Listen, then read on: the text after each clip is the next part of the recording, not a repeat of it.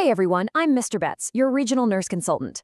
Today, we're going to tackle one of the absolute biggest, most critical regulations in long-term care, F689.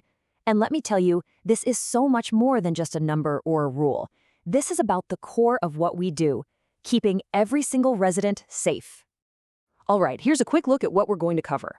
We'll start with the regulation itself, then we'll really unpack what a hazard is. We'll talk about our daily mission, look at what happens when things go wrong, and this is a big one, understand the difference between harm and immediate jeopardy. And we'll wrap it all up by talking about building a real culture of safety.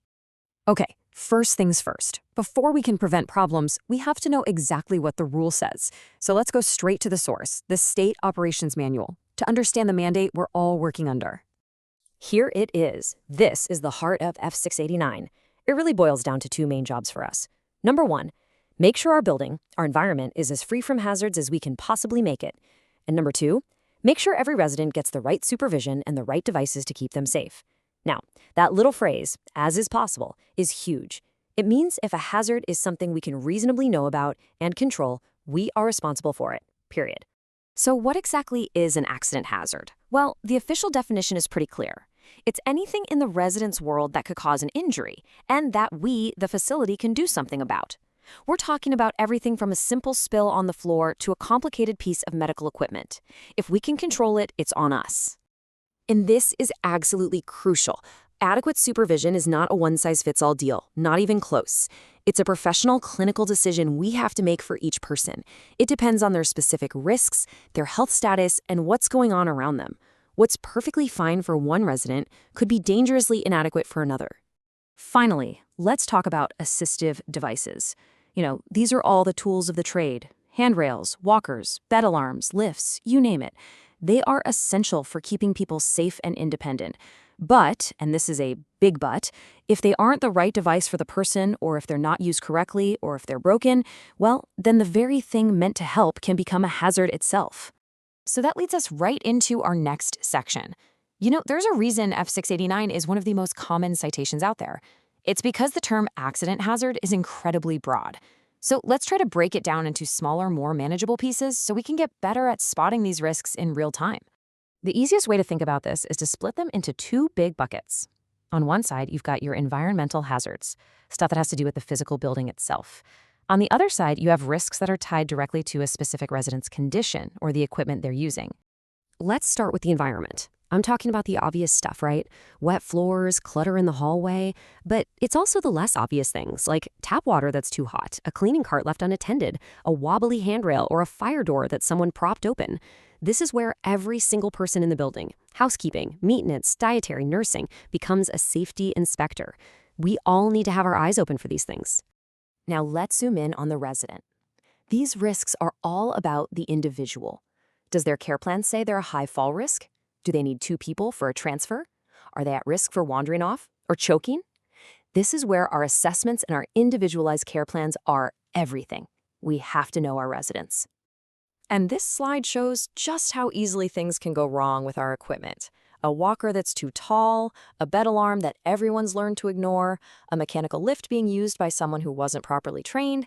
These are textbook examples of how a tool designed for safety can become the direct cause of an injury and a serious F689 tag. Okay, so we've talked a lot about the risks. Knowing them is step one. But what's the solution? How do we actually prevent these things? Well, it takes a systematic, ongoing process. I like to call it our daily mission.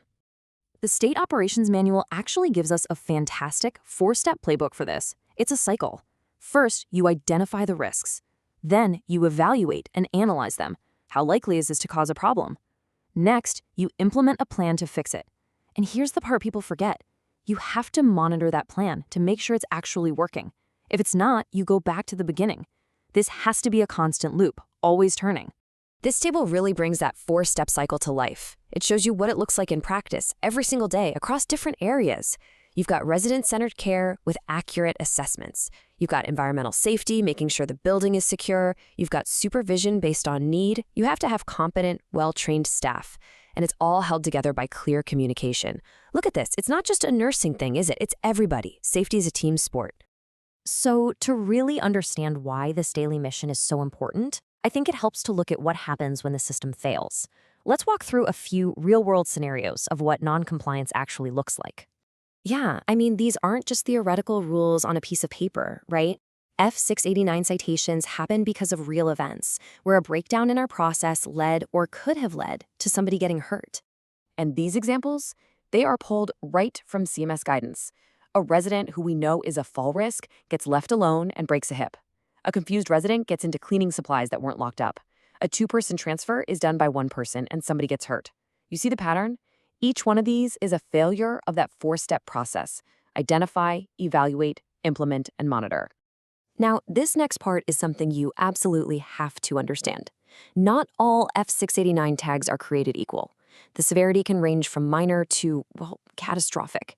And we have to be crystal clear on the difference between a citation for actual harm and the absolute worst-case scenario: immediate jeopardy. So here's the breakdown.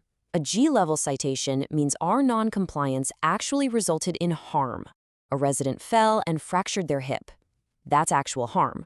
But immediate jeopardy, that's a whole different level. The key word here is likely. IJ means our failure has caused or is likely to cause serious injury, harm, or even death. The potential for tragedy is right there, right now, and it has to be fixed immediately. Here's the official definition. When you see this, it means there's been a complete and total breakdown of our safety systems. It means residents are in imminent danger. This is a 5-alarm fire. It's an all-hands-on-deck situation where we have to stop everything and correct the problem on the spot. And that brings us to our final and honestly our most important point. All of this, avoiding citations, preventing falls, it's not just about checking boxes to pass a survey. It is about building a deep-seated culture of safety, where preventing accidents is everyone's #1 job, every minute of every day. I mean, the manual says it perfectly right here. F689 is not just for nurses, it's not just for the maintenance team, it is a shared responsibility. It's a framework that has to guide everything we all do, every day, in this building. And this is the ultimate takeaway. Every single one of us plays a part. Doesn't matter if you work in housekeeping and spot a frayed cord, or if you're in the kitchen making sure the right diet goes to the right person, or you're a CNA making sure a bed alarm is turned on. Every single action you take contributes to a safer home for our residents. Your eyes, your ears, your actions, they are the foundation of everything. Thank you for your time and for your commitment. Please remember that F689 isn't just some rule book we pull out for surveyors. It's the promise we make to our residents every single shift. When we're diligent, when we're proactive, we do more than just avoid a citation. We create the safe, caring, and respectful home that every single one of our residents deserves. This educational explainer was brought to you by your regional nurse consultant, Mr. Betts.